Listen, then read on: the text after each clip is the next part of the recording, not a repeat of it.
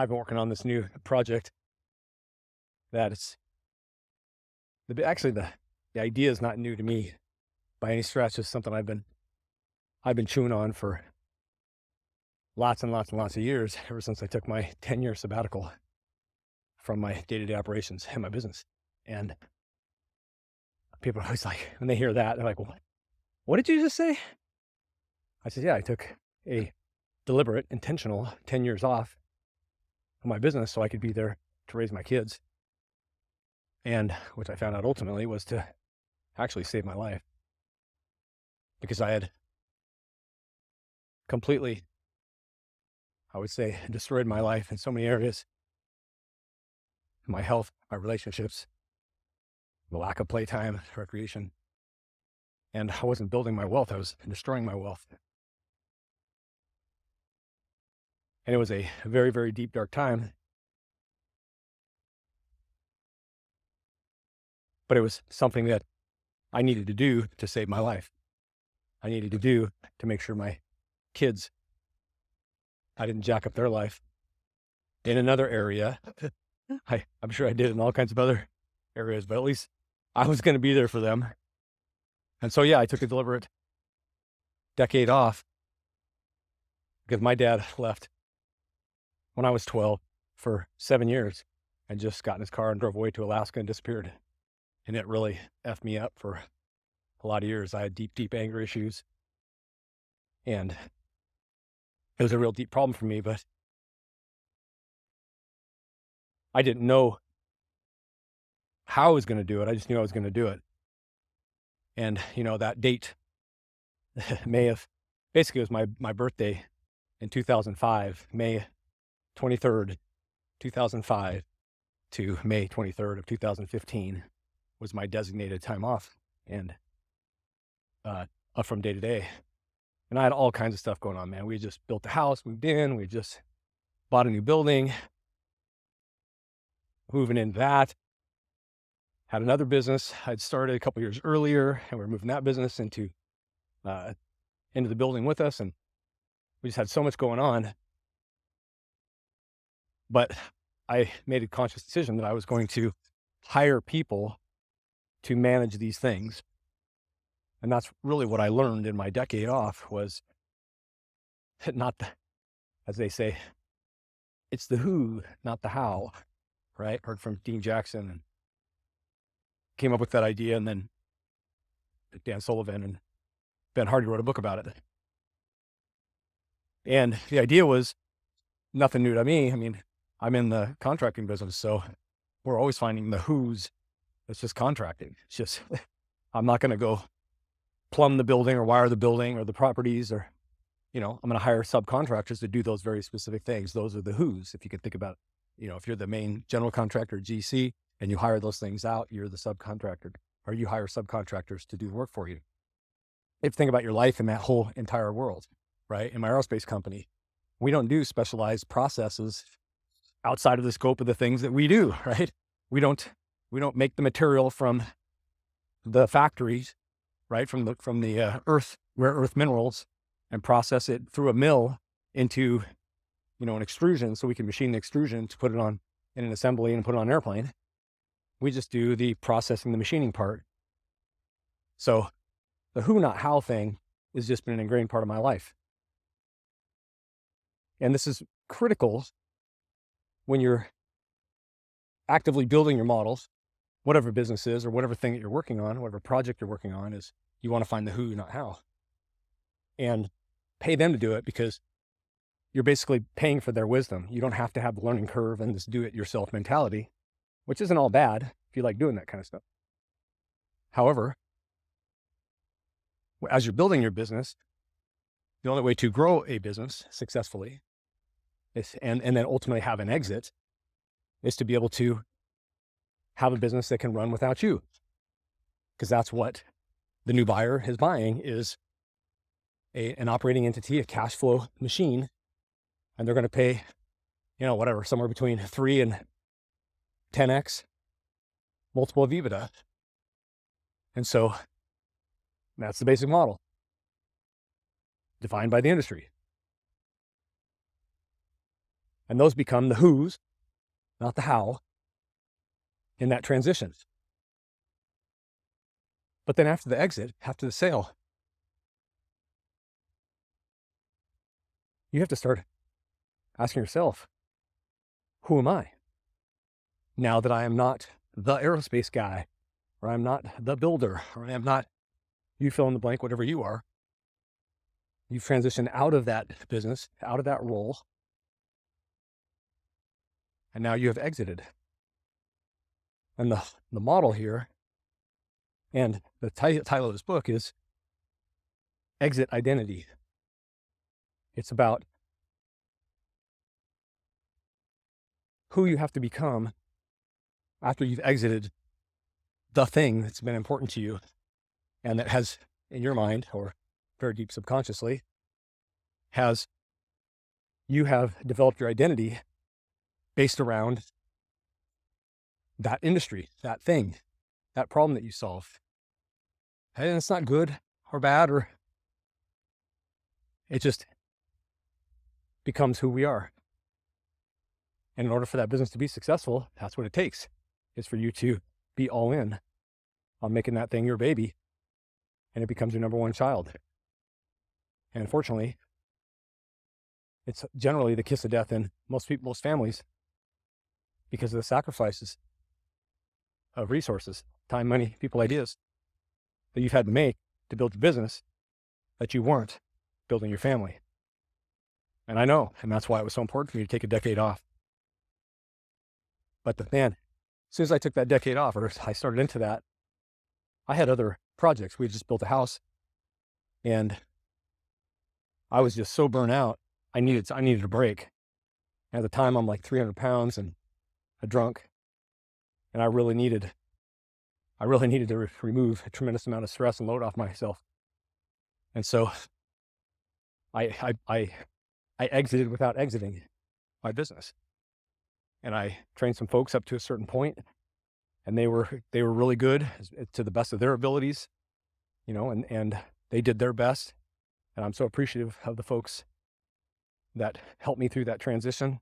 Then ultimately the new ones I brought on, and then, they took it to a level, and then new ones.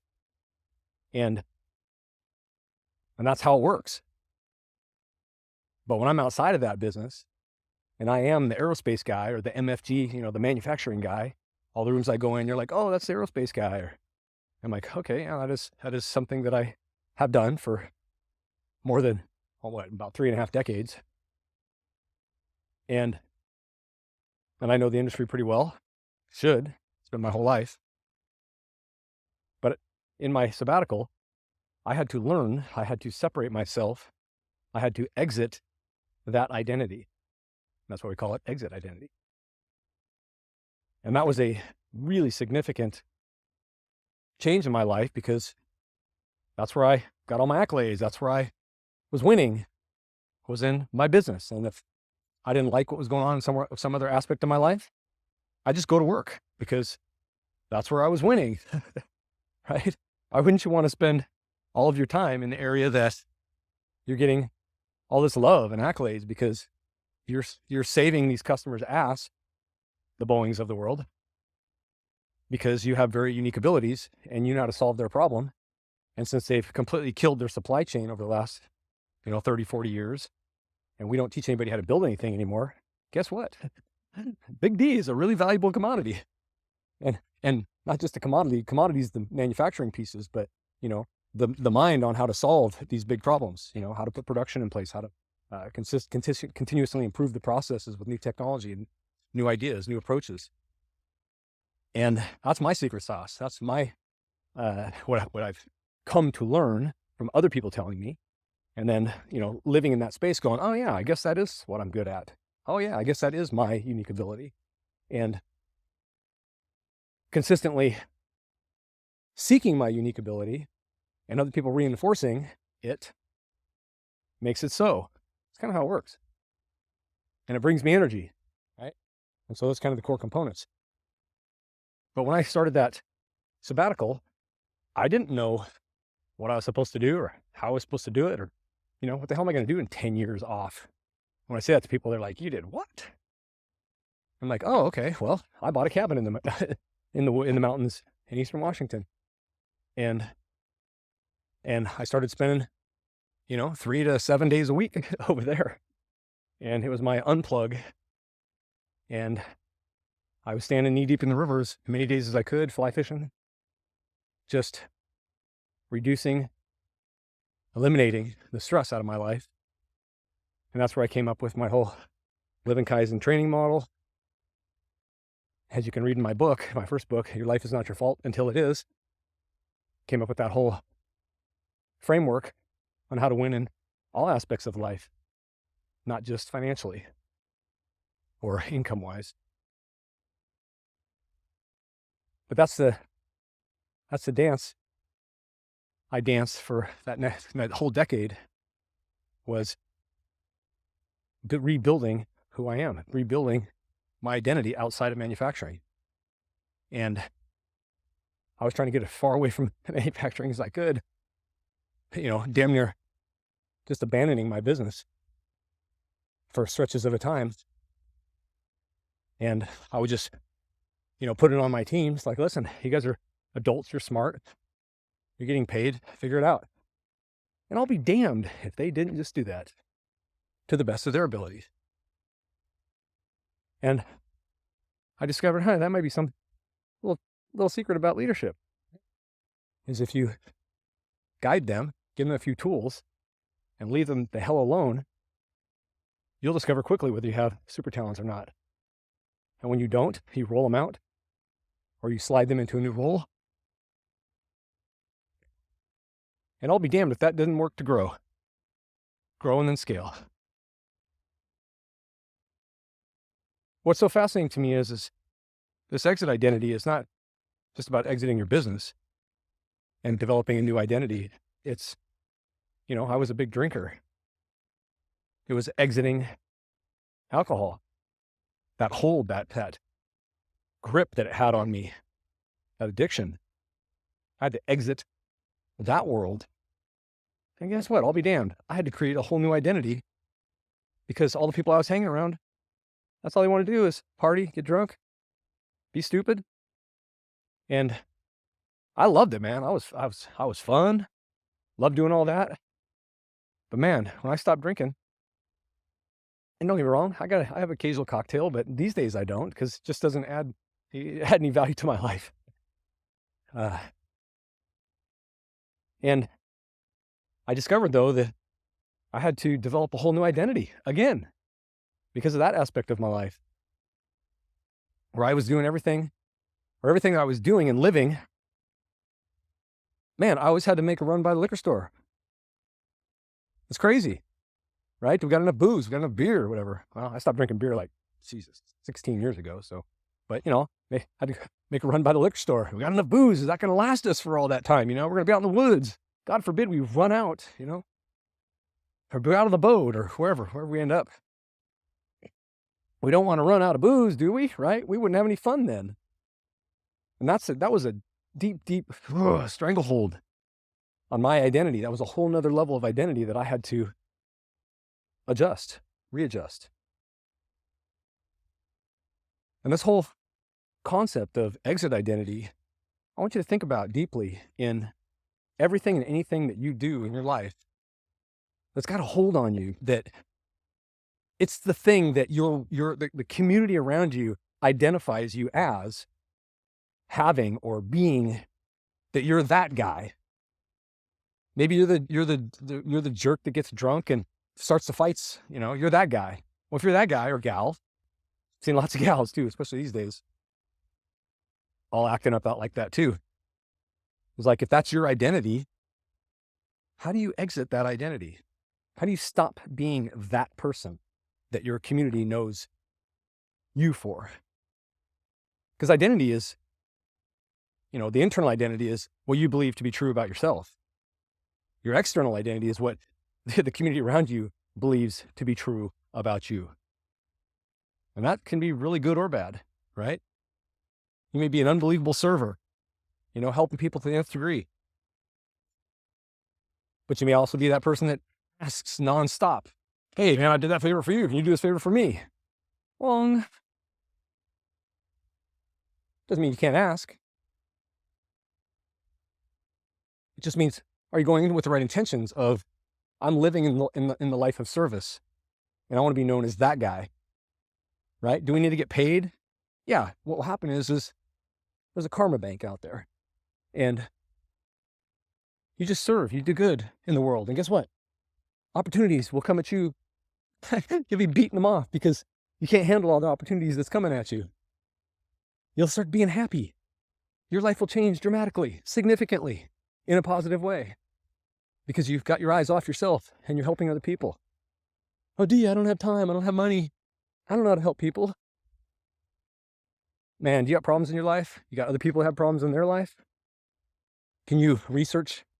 Let's say one of your loved ones has a significant weight problem.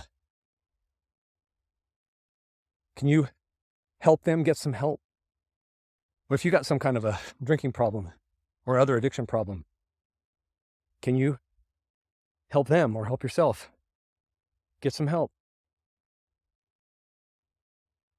Let's be the people in the world that's consistently looking to find who we are and how we're supposed to show up in this world based on our unique abilities. That, my friends, is how I'm choosing to live the rest of my years, and helping all my friends understand their exit identity. Let's find yours. Cheers.